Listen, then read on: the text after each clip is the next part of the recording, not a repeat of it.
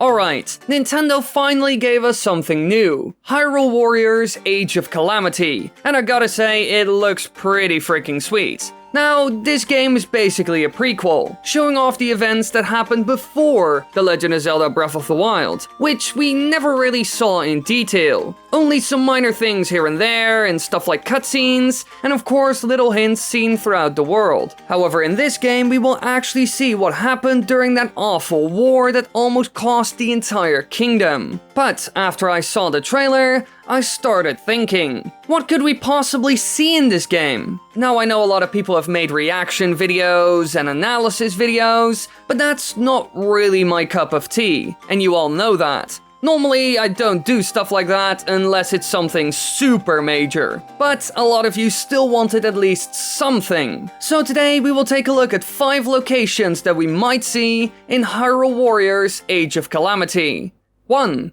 One place we will certainly see at some point either in the gameplay or cutscenes is the old Hyrule Castle. You know, back when it was in its prime? We never really saw that. We only experienced the ruins of the castle when Calamity Ganon took hold in it. But now in this prequel, we'll finally see it in its full glory. And from what we have seen in the trailer, it already looks fantastic. But that isn't all, because there's also Hyrule Castle Town, which we only saw burning in some cutscenes in Breath of the Wild, but now we will probably see it in its full glory. And it will probably be similar to the one seen in Twilight Princess. A lively place with a lot of different shops and markets, and people running around, going to their jobs or doing their jobs. If this actually appears in the game, then we will finally get a taste of what Hylian life was before the Great Calamity. And personally, I'm quite hyped for that.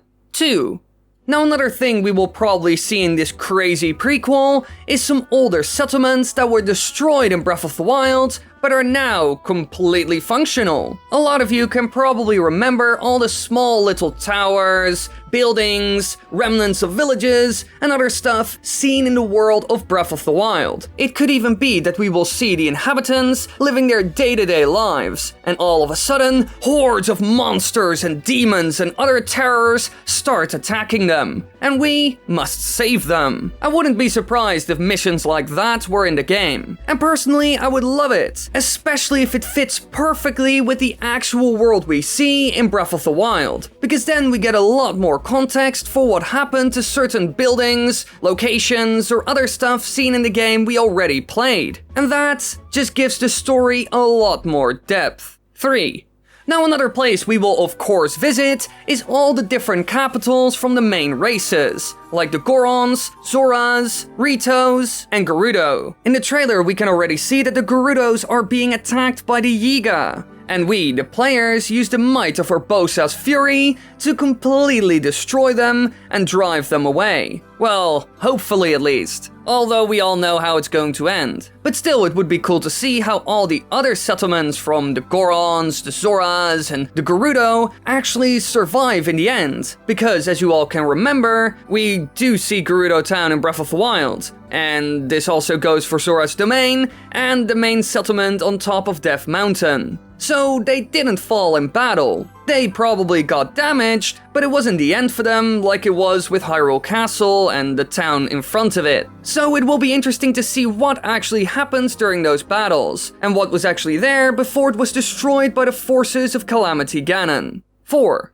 Now another place we might see that most people probably don't think about is Lon Lon Ranch, or at least the Breath of the Wild equivalent of it. As some of you might remember, Zelda Master did a video a very long time ago on a certain location in Breath of the Wild that looks a lot like Lon Lon Ranch. And I gotta say, after seeing that video and actually going to the location in-game, I gotta agree with him. It looks a lot like Lon Lon Ranch. And now that we finally get a prequel of sorts, we might actually see it in its full glory. And then it eventually gets destroyed by a ton of moblins, bokoblins, guardians, or whatever comes by. Which will probably be the depressing part about seeing it. But hey, we can at least see it in its full glory, with all the cows, horses, and maybe even people like Malon. Or Breath of the Wild stand-ins for them. Now, I will be honest, the chances of seeing that location are quite slim. It's not super important after all. 5.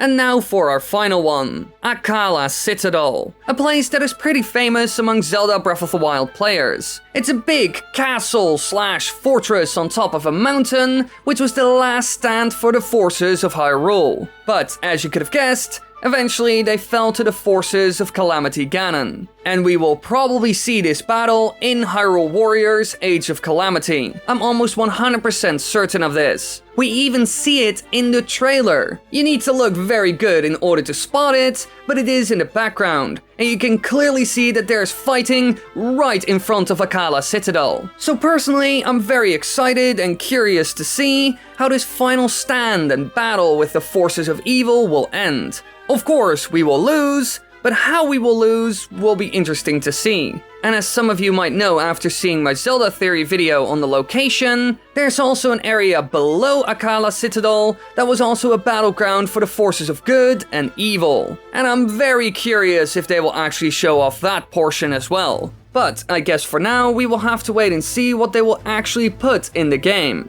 Luckily enough though, it will be out very soon. And before you click off this video, be sure to let me know in the comment section what you think about the game. Because I am pretty darn excited, I gotta say.